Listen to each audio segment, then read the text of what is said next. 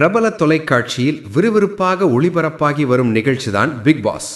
இந்த நிகழ்ச்சி இந்தி, தெலுங்கு, தமிழ், கன்னடம், மலையாளம் உள்ளிட்ட பல மொழிகளில் ஒளிபரப்பாக வருகிறது. தமிழில் கடந்த 8 சீசன்களை வெற்றிகரமாக முடித்த பிக் பாஸ் நிகழ்ச்சி தற்போது தனது 9வது சீசனை தொடங்கியுள்ளது. எந்தவித தொலைத்தொடர்பு வசதிகளும் இல்லாமல் சுமார் 100 நாட்கள் ஒரே வீட்டில் தன்னுடைய தனித்திறமையால் விளையாட வேண்டும் என்பது பிக் பாஸ் விதி.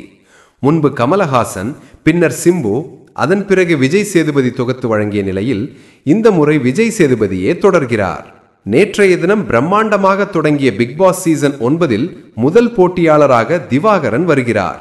தொடர்ந்து Aurora Sinclair, FJ, VJ Parvathy, Tushar, Kani, Sabari, Praveen Gandhi, Kemy, Aadhirai, Ramya Joe, Gana Vinoth, Viyana, Subiksha, Apsara, Vikkals Vikram, கம்ருத்தின் மற்றும் கலையரசன் வீட்டுக்குள் நுழைந்துள்ளனர்.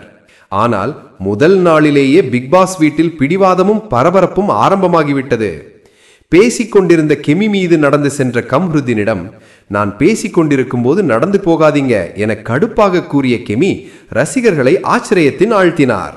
அதற்கு பதிலாக கம்ருத்தின், நான் நல்லவனா இருந்தாலும் நல்லவன்னு சொல்ல மாட்டாங்க, அதனால நான் கெட்டவனாவே இருக்கேன் என பதில் கொடுத்துள்ளார்.